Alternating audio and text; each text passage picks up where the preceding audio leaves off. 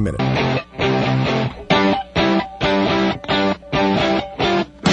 right, welcome back to Rand on Real Estate. I'm Greg Rand, your host on 77 WABC and WABCRadio.com. My website is ownamerica.com, and that's a place that's all about learning the craft of becoming wealthy as a real estate investor. And you know what? I guess I started something here. I got a bunch of calls coming in with people who have things to say about my conversation about the protests going on across the world. So let's jump in with that right now. Actually, what we're going to do here is if we get some calls that I can find a way to relate them to real estate, we're going to give away a copy or two of Crash Boom today. Your brand new book, hot off the press. Hot off the press, available at Amazon.com. Let's go to Pennsylvania. Bob, how you doing, Bob? Such a pleasure to talk to you today. I first need to say and preface my comments by saying that my family, all the way back to the supporting Goldwater days, are strict Republicans. But I am a retired teacher after 35 years who has worked with handicapped children my entire life. And it's getting a little ridiculous with how I'm so dependent on the government at this time, because those statements irk me because of the sacrifice that myself and my family and my kids have gone through so that I could work with handicapped kids for over 35 years. I knew going in that, to be quite honest with you, at the end, I would be receiving some kind of a pension at some type of security.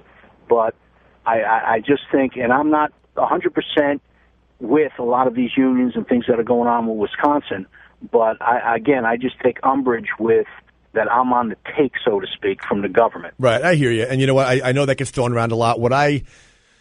There are people out there, Bob, you might agree, that are dependent on the government, who do look to the government to take care of them. When I talked about union members being dependent on their pensions, maybe I was lumping things in, okay? But my point here mainly is the fact that, okay, 35 years, I commend you, especially doing God's work and working with handicapped kids. Do you think you're actually in danger right now of having your pension being somehow taken down, taken away, watered down, diminished or something? Is that a possibility for you?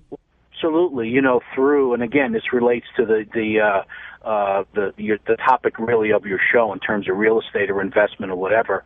My wife and I have painstakingly sacrificed and saved for all of these years. I was a New York teacher, and I had to put my pennies together and retire and move out of state from affordability reasons.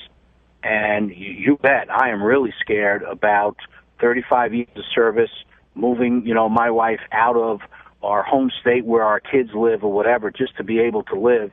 And now that pension is going to be in jeopardy right now, especially because of the things that are going on in the country. All right, so there are two things in play. One is that you get tired of hearing people say flippantly about people having dependency on the government, and you have a point there.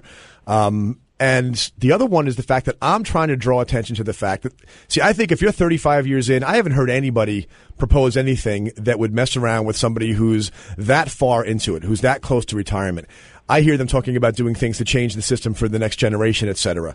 But maybe I'm missing something. But the overarching point here, Bob, is that if you're after 35 years of sacrificing, scrimping and saving and moving your family to a place where you could afford, because you weren't paid all that well as a teacher for a lot of years, if at the end of that whole chain of events you're actually in jeopardy, that's kind of my point, is that you've put so much into this, and at the end of it all, you have to lay awake at night worrying whether it's going to come through or not.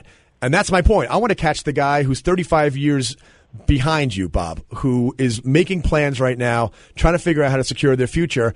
And I'm trying to get him into the mindset that says, I better figure out something else because I can't depend on anything else but myself, because you just never know. You see my point? Exactly. And that's a great point.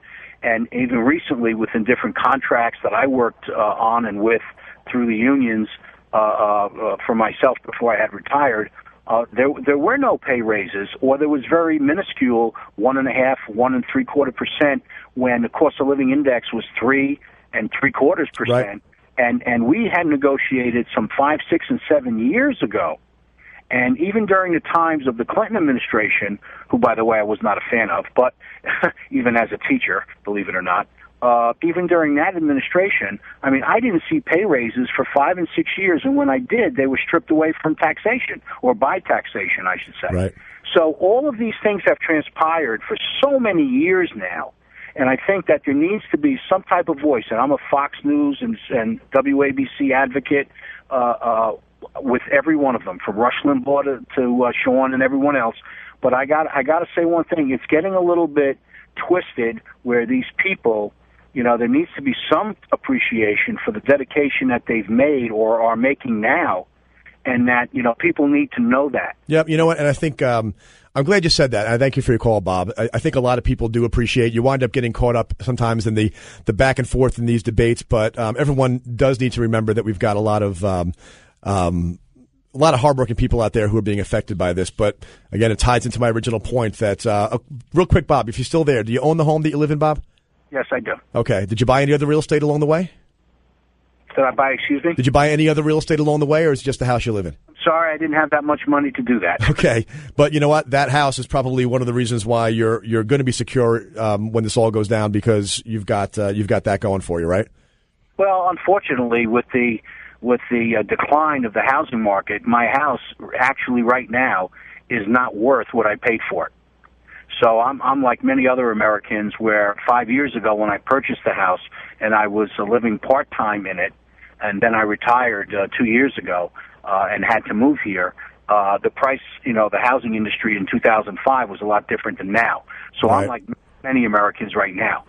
What my house is worth right now, if I wanted to sell it, I couldn't. I couldn't even afford to sell it at this point. Okay. And so when you talk about a pension or income that comes in to afford that house, it is really right now a very tense moment, for my wife and I as current retirees.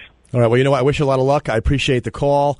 When you get off the line, talk to Adam and give him your address. We'll send you a copy of the book, just because you were a great sport, and I think your call represented the way a lot of people feel out there, which is, hey, I'm a good citizen. Don't make me feel like a bad guy. I've worked hard my whole life. So thank you, Bob. That was a great call. It was. We've got somebody here from Westchester. Trish has a real estate. Oh, we don't have time for a real estate. Yeah, why don't question. we just when we come back? Okay, so Trish, hang on a second. We're going to come back in about a minute. I'm going long here.